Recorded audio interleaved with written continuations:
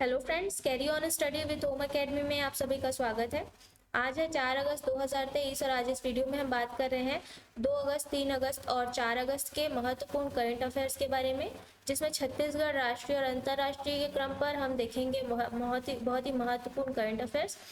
तो अगर आप किसी भी कॉम्पिटिटिव एग्जाम्स के लिए या फिर सीजीपीएससी प्री, व्यापम या किसी भी एग्जाम्स के लिए तैयारी कर रहे हैं तो इस करंट अफेयर्स के वीडियो को पूरा देखिएगा। आई होप ये वीडियो आप सभी के लिए हेल्पफुल हो। और अगर आपने चैनल सब्सक्राइब नहीं किया तो सबसे पहले चैनल को सब्सक्राइब कर लीजिए, जिससे हमारे सभी वीडियो आपको आसानी से अवेलेबल हो सके। तो चलिए स्टार्ट करेंगे बिना देरी किए कल के प्रश्न से। कल का प्रश्न है आपका, हाल ही में मानव तस्करी के विरुद्ध विश्व दिवस कब मनाया गया है? तो ये इसका आंसर है 30 जुलाई को। ठीक है, 30 जुलाई 2023 को मानव तस्करी के विरुद्ध विश्व दिवस मनाया गया और ये हर साल 30 जुलाई को मनाया जाता है मानव तस्करी के बारे में जागरूकता बढ़ाने के लिए। ठीक है, और इसका विषय जो है इस वर्ष का याद रखिएगा, तस्करी के हर पीड़ित तक पहुंचे, किसी को भी पीछे न छोड़े, इसका विषय है।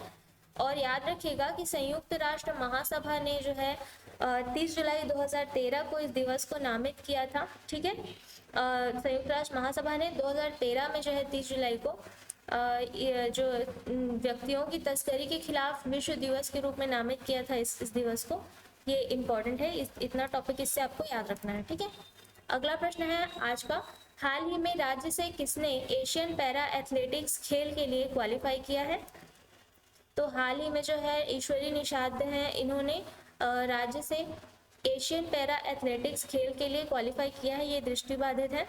विस्तार पर बात करते हैं। महासमुंद जिले की दृष्टिबाधित एथलीट ईश्वरी निषाद ने 22 अक्टूबर से चीन में होने वाले एशियन पैरा एथलेटिक्स खेल के लिए क्वालिफाई किया है। ठीक है, चीन में ये होने वाले हैं गेम्स 22 अक्टूबर 2023 से। उन्होंने जो है नई दिल्ली में आयोजित पैरा एथलेटिक्स गेम्स ट्रायल में सफलता प्राप्त कर यह उपलब्धि हासिल की है और वे राष्ट्रीय और अंतर्राष्ट्रीय प्रतियोगिताओं में स्वर्ण पदक भी जीत चुकी हैं। ठीक है, चलिए अगला प्रश्न देखते हैं। इस वर्ष लोक जागरण के लिए प्रदत्त वसुंधरा सम्मान किस वरिष्ठ पत्रकार लेखक को प्रदान किया जाएगा? ठीक है, इसका आंसर है सुधीर सक्सेना को। विस्तार पर बात करते हैं। यह वसुंधरा सम्मान का लगातार 23वां आयोजन है, जो स्वर्गीय देवी प्रसाद चौबे की 47वीं पुण्यतिथि के अवसर पर 14 अगस्त को रायपुर में आयोजित किया जाएगा। यह सम्मान जो है लोक जागरण के क्षेत्र में दिया जाता है और स्वर्गीय देवी प्रसाद चौबे की स्मृति में प्रदान किया जाता है। ठीक है, अगला प्रश्न है, हाल ही में राज्य के किस पुलिस इंस्पेक्टर ने कनाडा में आयोजित वर्ल्ड पुलिस गेम्स में कराते में पदक प्राप्त किए हैं? तो अंबर सिंह भारद्वाज हैं राज्य के, इन्होंने प्राप्त किया है। विस्तार पर बात करते हैं। पुलिस वर्ल्ड गेम्स कनाडा के विनिपेग शहर में आयोजित किया गया, जिसमें अंबर सिंह ने एकल इवेंट में रजत पदक और टीम इवेंट में स्वर्ण पदक जीतकर छत्तीसगढ़ का नाम रोशन किया है। वे अभी दुर्ग जिले के धमधा में पदस्थ हैं। वे जो है टीम इंडिया में छत्तीसगढ़ का प्रतिनिधित्व करने वाले एकमात्र खिलाड़ी रहे हैं। ठीक है, अगला प्रश्न है, हाल ही में राज्य के किस खिलाड़ी की नियुक्ति छत्तीसगढ़ पुलिस में एएसआई के रूप में हुई है? ठीक है, तो ज्ञानेश्वरी यादव, याद रखिएगा ज्ञानेश्वरी यादव का जो है नियुक्ति हुआ है एएसआई के रूप में। विस्तार पर बात करते हैं। मुख्यमंत्री भूपेश बघेल के घोषणा के अनुरूप छत्तीसगढ़ की वेट लिफ्टर ज्ञानेश्वरी यादव को छत्तीसगढ़ पुलिस में एएसआई के पद पर नियुक्त किया गया है। वेट लिफ्टर यानी कि भारोत्तोलन के जो खेल में। ठीक है, ज्ञानेश्वरी यादव ने कई अंतर्राष्ट्रीय टूर्नामेंट में देश और राज्य को पदक दिलाया है। ठीक है, अब उन्हें जो है छत्तीसगढ़ पुलिस में एएसआई पद पर नियुक्त किया जाएगा। ठीक है, हाल ही में राज्य के किस विश्वविद्यालय में भूवैज्ञानिक रत्न विज्ञान संग्रहालय की स्थापना की गई है?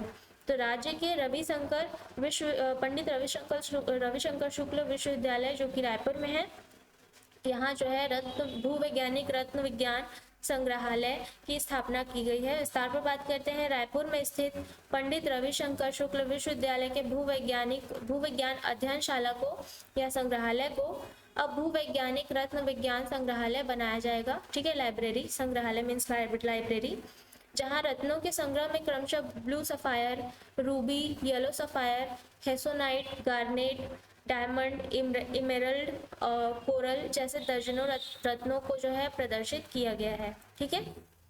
अगला प्रश्न है, हाल ही में अमृत भारत स्टेशन योजना के अंतर्गत छत्तीसगढ़ के कितने स्टेशनों का नाम नवीनीकरण हेतु शामिल है? तो 7 स्टेशनों का नाम जो है इसमें शामिल किया गया। विस्तार पर बात करते हैं। भारतीय रेलवे ने अमृत भारत स्टेशन योजना के तहत देश के 508 स्टेशनों का अपग्रेडेशन और नवीनीकरण करने का निर्णय किया गया है। इसके तहत जो है छत्तीसगढ़ के जो है रायपुर, बिलासपुर, दुर्ग, भिलाई, महासमुंद, तिल्दा, न्योरा और अकलतरा स्टेशन का भी चयन किया गया है। यानी कि छत्तीसगढ़ के कुल 7 स्टेशन का चयन किया गया है। इसकी आधारशिला प्रधानमंत्री नरेंद्र मोदी द्वारा 6 अगस्त को रखा जाएगा। ठीक है। अगला प्रश्न है, राष्ट्रीय स्तर पर हाल ही में 13वां भारतीय अंगदान दिवस समारोह कब मनाया गया है? तो 3 अगस्त 2023 को 13वां भारतीय अंगदान दिवस मनाया गया है। विस्तार पर बात करते हैं।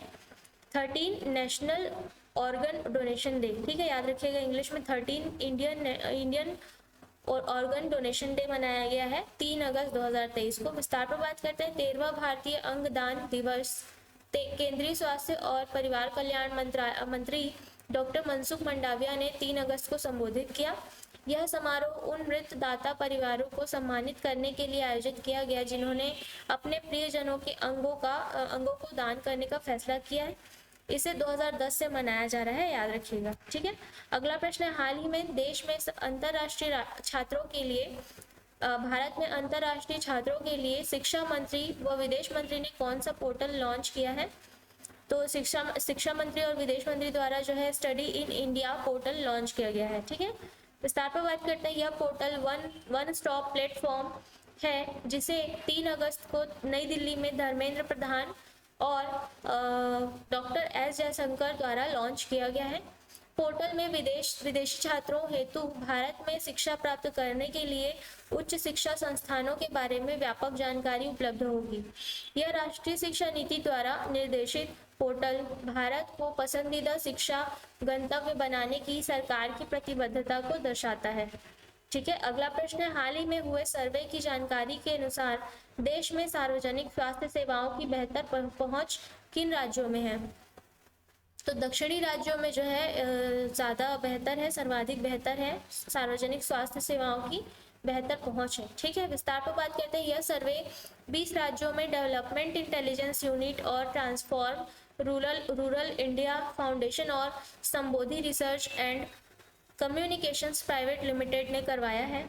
इस सर्वे के अनुसार 28% लोग बाहर इलाज कराते हैं और यह पूरे देश में सबसे कम है।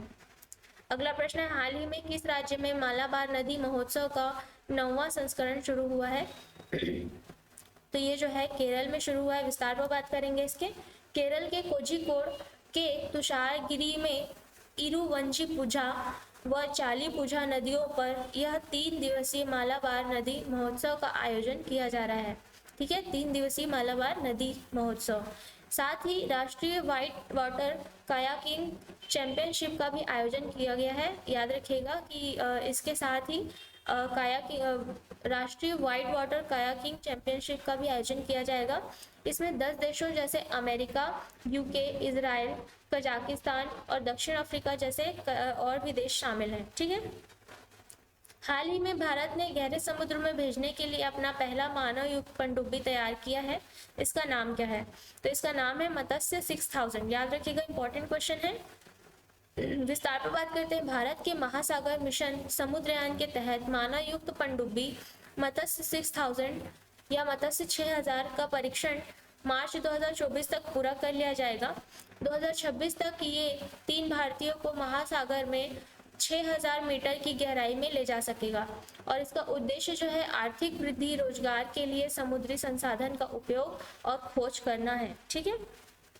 अगला प्रश्न है, हाल ही में किस राज्य ने अमृत वृक्ष आंदोलन वेब पोर्टल या मोबाइल एप्लीकेशन लॉन्च किया है? तो असम राज्य द्वारा लॉन्च किया गया है अमृत वृक्ष वेब पोर्टल या मोबाइल एप्लीकेशन। ठीक है। विस्तार पर बात करते हैं। असम के मुख्यमंत्री हिमंता बिश्व शर्मा ने जो है वन एवं पर्यावरण विभाग के अमृत वृक्ष आंदोलन वेब पोर्टल, मोबाइल एप्लीकेशन व लकड़ी आधारित उद्योग, ठीक है, इसके साथ ही लकड़ी आधारित उद्योग पंजीकरण वेब पोर्टल लॉन्च किया है। इसका उद्देश्य 17 सितंबर 2023 तक राज्य भर में 1 करोड़ व्यावसायिक रूप से व्यवहार्य पौधे लगाना है। ठीक है। अगला प्रश्न है, हाल ही में कहाँ दुनिया की सबसे बड़ी पवन चक्की शुरू की गई है? तो ये अंतरराष्ट्रीय प्रश्न है आपका। चीन में शुरू किया गया है दुनिया का सबसे बड़ा पवन चक्की। विस्तार पर बात करते हैं, फुजियान प्रांत के पास अपतटीय पवन फॉर्म में 16 मेगावाट की क्षमता वाली सबसे बड़ी पवन चक्की शुरू की गई है। इससे 3 सदस्यों वाले 36,000 घरों में बिजली की जरूरत पूरी की जा सकती है। इसके पंख एक चक्कर में 10 फुटबॉल ग्राउंड के बराबर क्षेत्रफल में घूमते हैं, याद रखिएगा। अगला प्रश्न है, हाल ही में जापान के ओकिनावा में किस तूफान ने बिजली लाइनों को प्रभावित किया है? तो अभी जो चर्चा पे है तूफान खानून। ठीक है, इसने जो जापान में धीमी गति से ये तूफान बढ़ रहा है।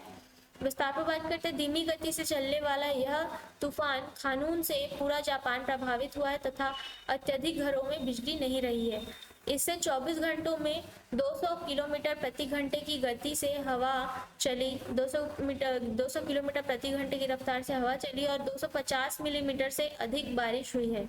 अधिकारियों ने जो है लोगों को सुरक्षित स्थानों में जाने की सलाह दी है। अगला प्रश्न है, देश भर में सबसे ज्यादा मान्यता प्राप्त गौशालाएं किस राज्य में है? तो इसका आंसर आपको कमेंट बॉक्स पर देना है।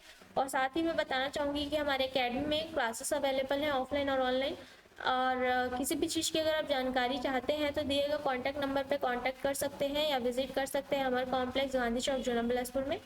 तो आज के वीडियो में इतना ही। अगर आपको वीडियो पसंद आई हो तो वीडियो को लाइक और शेयर कर दीजिएगा और चैनल को सब्सक्राइब कर लीजिएगा।